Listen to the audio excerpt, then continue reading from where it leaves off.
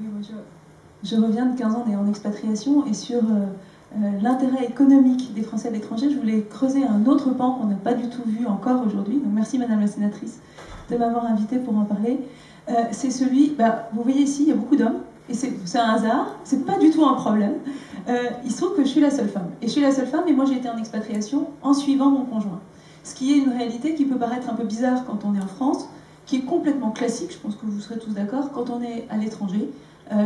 L'enquête qu'on vient de faire le montre, 91% des expatriés par les entreprises, enfin quand il y a un couple qui part, dans 91% des cas, c'est l'homme qui part et la femme qui suit. C'est pas un problème, juste ça commence à poser des problèmes. Parce que quand il y a 20 ans, j'ai commencé ma carrière en suivant mon conjoint, quand j'ai dit que je voulais travailler, qu'il était hors de question que j'arrête de travailler parce que je le suivais, et d'ailleurs la prochaine fois c'est lui qui me suivrait, ça faisait un petit peu bizarre. Maintenant, c'est le postulat de base de tous les jeunes diplômés qui sont à égalité dans leur couple. Et c'est pas une question de carrière des conjoints, c'est une question de double carrière à l'international. Comment on fait si on veut qu'il y ait des Français qui contribuent au rayonnement de la France et qui s'expatrient? Parce qu'on dit qu'il n'y a plus d'expatriés d'entreprise, c'est pas vrai.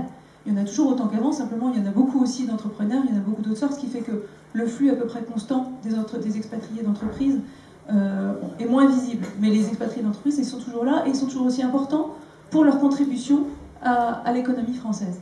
Si on veut que ces gens continuent à pouvoir partir, si jamais on veut que les entrepreneurs puissent s'installer de façon durable, il faut que l'autre partie du couple puisse trouver du travail.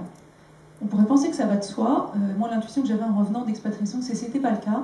Et du coup, avec Expat Communication, qui est mon entreprise, avec le soutien de partenaires, dont notamment la CFE, que je voudrais saluer, mais d'autres entreprises aussi, on a lancé une grande enquête où on a eu, ce qui est exceptionnel pour ce genre d'enquête, plus de 3000 réponses de couples qui nous ont dit comment se passait la double carrière chez eux. Et ce qu'ils nous ont dit, c'est que c'était encore super difficile, puisqu'il n'y a pas la moitié des conjoints qui arrivent à trouver du travail, parmi juste ceux qui voudraient le faire. Il y en a 80% qui voudraient travailler, c'est un phénomène de masse. La moitié seulement qui arrive, et encore dans ceux qui y arrivent, il y en a 20% qui nous disent « moi je travaille de façon épisodique ». Moi personnellement, j'appelle ça pas travailler, de travailler de façon épisodique.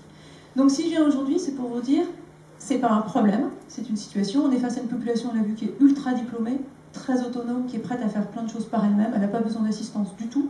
Elle n'a pas besoin d'argent, ça tombe bien. Elle a besoin de créer une dynamique, et parce que cette dynamique, ce qu'elle veut faire, c'est non pas être un centre de coûts, non pas rajouter encore des réseaux, mais contribuer à s'insérer dans tous les réseaux qui existent pour créer encore plus d'énergie. Et juste un chiffre, si jamais les conjoints qui voulaient travailler, parce qu'ils ne veulent pas tous travailler, il y en a qui travaillent déjà, mais si jamais ceux qui veulent le faire et qui n'y arrivent pas pouvaient le faire, eh ben ça ferait tout à coup 50% de présence économique en France, en plus à l'étranger, sans dépenser un sou. Donc c'est ça que je viens vous proposer.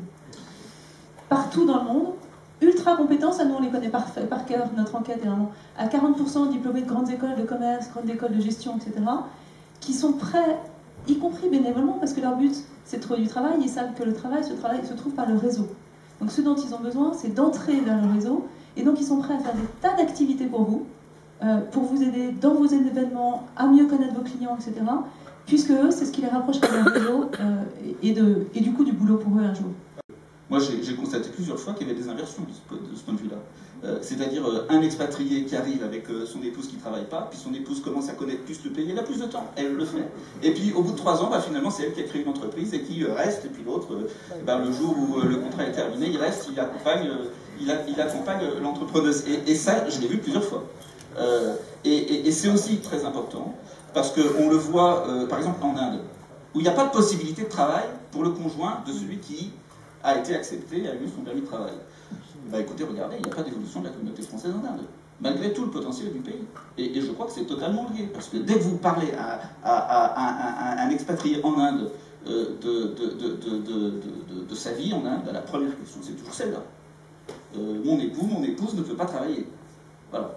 Et ça, c'est vrai que c'est quelque chose qui est de plus en plus prégnant, mais bon, il y a aussi une évolution presque d'année en année où il y a de plus en plus d'époux qui accompagnent les épouses. Pas tellement sur les jeunes, on a été extrêmement surpris de voir que sur les jeunes générations, les plus jeunes, sur les 35-40, le taux d'hommes qui accompagnent leurs femmes, pour les expats d'entreprise, c'est assez jeune quand même. Je peux même vous mettre 30-35. On est à 11%. Là où le taux est beaucoup plus important, c'est chez les plus de 50 ans. Parce que monsieur a fini sa carrière, ou monsieur a des problèmes de fin de carrière, et du coup, enfin, il suit madame. Et là, on est à 20% chez les plus de 50 ans.